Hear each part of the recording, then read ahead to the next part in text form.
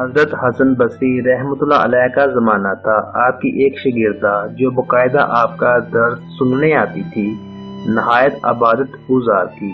اس بیچاری کا جوانی میں خاوند چل بسا۔ اس نے دل میں سوچا ایک بیٹا ہے، اگر میں دوسرا نکاح کر لوں گی تو مجھے دوسرا خاوند تو مل جائے گا، لیکن میرے بچے کی زندگی برباد ہو جائے گی۔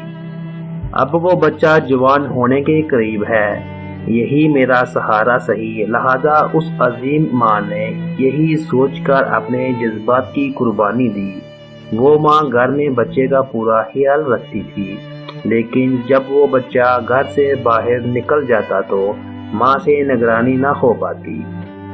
اب اس بچے کے پاس مال کی کمی نہیں تھی، اٹھتی ہوئی جوانی بھی تھی۔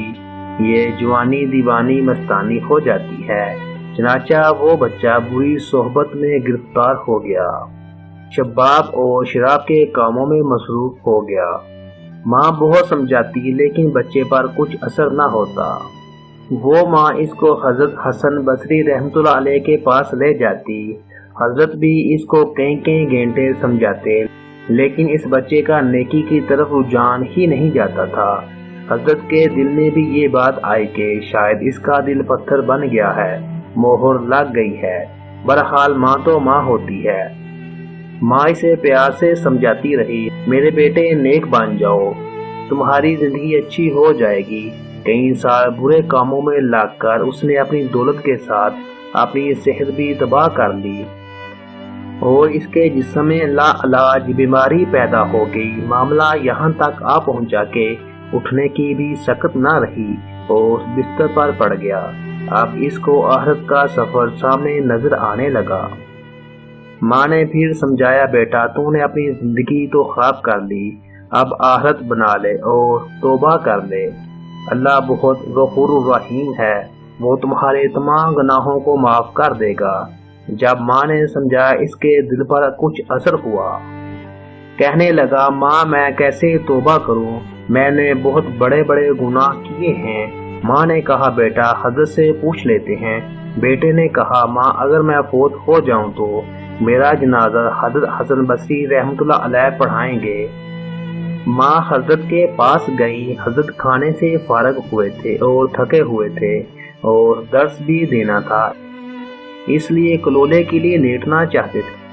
ماں نے دروازہ کھٹکھٹایا، پوچھا کون ہے؟ عرض کیا، حضرت میں آپ کی شاگردہ ہوں، میرا بچہ اب آخری حالات میں ہے، وہ توبہ کرنا چاہتا ہے، لہذا آپ گھر تشریف لے چلیں۔ حضرت نے سوچا یہ پھر دھوکہ دے رہا ہے اور میرا وقت ضائع کرے گا اور اپنا بھی کرے گا۔ سالوں گزر گئے، اب تک کوئی بات اثر نہ کر سکی، اب کیا کرے گی؟ کہنے لگے، میں اپنا وقت ضائع کیوں کروں، میں نہیں آتا۔ ماں نے کہا، حضرت اس نے تو یہ بھی کہا کہ اگر میرا انتقال ہو جائے تو میرا جنازہ حضرت حسن بصری پڑھائیں۔ حضرت نے کہا، میں اس کے جنازے کی نماز نہیں پڑھاؤں گا، اس نے تو کبھی نماز ہی نہیں پڑھی۔ اب وہ شاگردہ تھی، چپ کر گئی، روتی ہوئی گھر آ گئی۔ بیٹے نے پوچھا، کیا ہوا؟ ماں نے کہا، ایک طرف تیری حالت، دوسری طرف حضرت نے انکار کر دیا۔ اب یہ بات بچے نے سنی تو اس کے دل پر چوٹ لگی اور کہا، ماں میری ایک وصیت سن لیجئے۔ ماں نے پوچھا، بیٹا وہ کیا؟ عجیب وصیت؟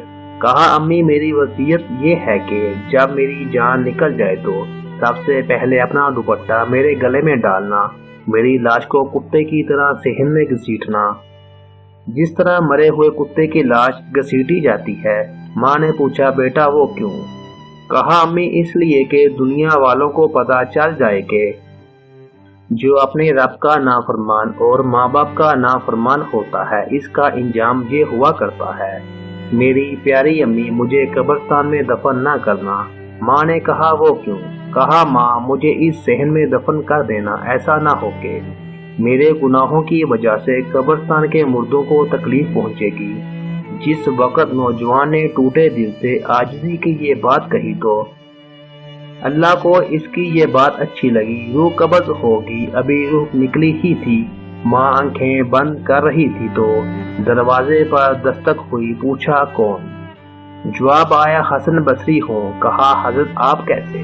فرمایا جب میں نے تمہیں جواب دے دیا اور سو گیا۔ خواب میں اللہ رب العزت کا دیدار نصیب ہوا۔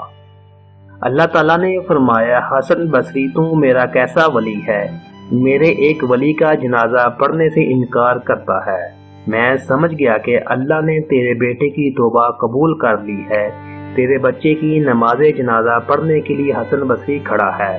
اے اللہ تو کتنا کریم ہے کہ مرنے سے چند لمحے پہلے اگر کوئی بندہ شرمندہ ہوتا ہے تو اس کی زندگی کے گناہوں کو معاف کر دیتا ہے۔